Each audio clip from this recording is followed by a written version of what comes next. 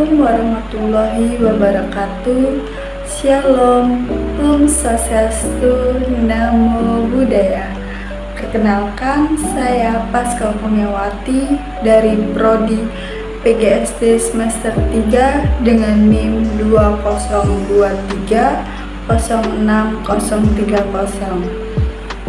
Baik, di sini saya akan sedikit menjelaskan tentang filsafat pendidikan dalam pandangan kognitivisme. Dunia filsafat pendidikan, khususnya dalam perspektif kognitivisme, itu sebagai cabang filsafat yang menyelidiki hakikat, tujuan, dan metode pendidikan, yang dimana memiliki berbagai perspektif yang menawarkan pandangan yang berbeda tentang proses belajar. Salah satu perspektif yang berpengaruh adalah kognitivisme, yang menekankan proses peran mental dalam belajar. Kalian tahu tidak apa itu kognitivisme? Kognitivisme itu sebuah aliran pemikiran yang menekankan peran aktif pikiran dalam proses belajar.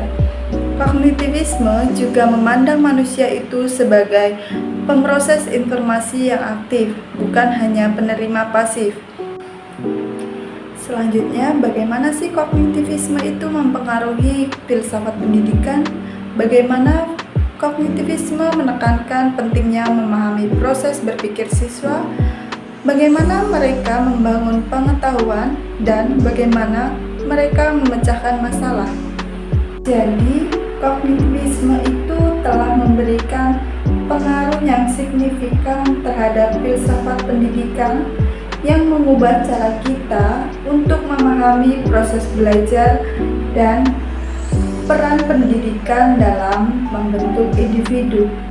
Kognitivisme menekan pentingnya memahami proses berpikir siswa karena memandang belajar sebagai proses aktif di mana siswa tidak hanya menerima informasi secara pasif, tetapi secara aktif memproses, mengolah, dan membangun pemahaman sendiri. Kognitivisme melihat proses belajar sebagai konstruksi pengetahuan di mana siswa secara aktif membangun pemahaman mereka sendiri berdasarkan pengalaman dan interaksi dengan lingkungan. Kognitivisme memandang pemecahan masalah sebagai proses aktif yang melibatkan serangkaian langkah kognitif. Nah, ada beberapa prinsip utama kognitivisme dalam pendidikan seperti pembelajaran konstruktif, peran guru sebagai fasilitator, pentingnya aktivitas dan pengalaman, dan pentingnya evaluasi dan umpan balik. Selanjutnya yaitu ada beberapa contoh konkret penerapan kognitivisme dalam pendidikan seperti penggunaan teknologi yang mendukung proses pembelajaran dan pengembangan kurikulum yang berpusat pada siswa. Jadi dari penjelasan tersebut bisa kita simpulkan bahwa filsafat pendidikan dalam pandangan kognitivisme itu menekankan pentingnya peran aktif pikiran dalam proses pembelajaran. Dalam perspektif ini, manusia dilihat sebagai pemroses informasi yang aktif, bukan sekedar penerima pasif.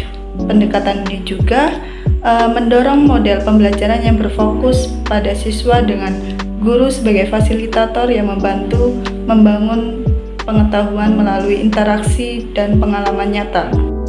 Prinsip kognitivisme mencakup beberapa pembelajaran seperti pembelajaran konstruktif, dukungan guru, serta penekanan pada aktivitas siswa.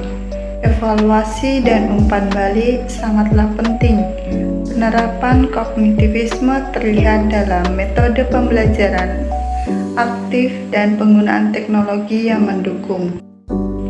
Meskipun mendapat kritik, kognitivisme menawarkan wawasan penting untuk membuat pendidikan lebih efektif dan bermakna serta mendukung potensi siswa secara optimal.